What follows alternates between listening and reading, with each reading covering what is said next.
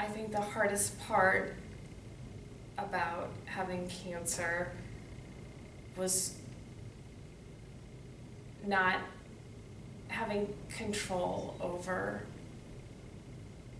a lot of my life, of just recognizing that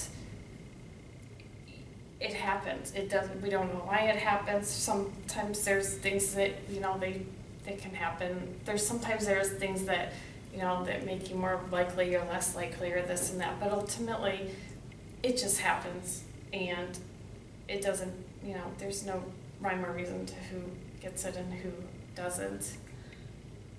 What I would say to someone who's just been diagnosed with breast cancer is to be patient with yourself and be kind to yourself, to accept support when people offer support, little pieces of support to large pieces of support, financial help, help cleaning, help just to listen to you, offers to take you to lunch, just anything that people offer to do, accept that, because people want to help and they're not often sure how to help,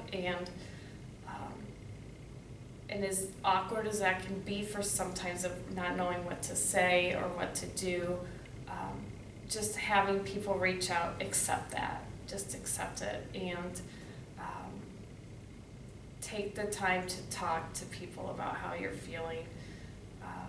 And I didn't sugarcoat things with people. That was something that I think some people appreciated, and maybe some were a little surprised, but if someone asked how I was feeling, if I was having a bad day, I said I was having a bad day. If I was doing really well, then I shared I was doing really well.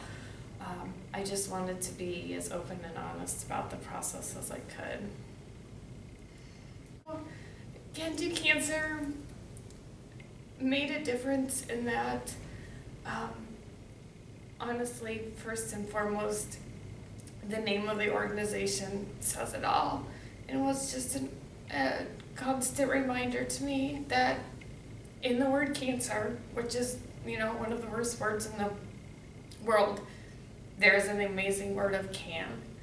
And I really, many times during treatment, looked at those Can-Do Cancer note cards, or looked at the texts that Molly sent me, or the phone calls, the emails, the t-shirt that I got and I wore and I still wear with pride. It reminded me that I can do it, and that people have done it. I'm not the only one. There's many of souls who have went before me and have succeeded, and that I could be a success story too, and to just take it one day at a time and reach out for help when you need it. So that in itself, just knowing that I could do it. And when the times when I wasn't sure I could do it, of having that support from my advocate, from Molly, really meant a lot to me. And of course also having the meals and the cleaning sessions was just it was awesome. I never had my house professionally cleaned before.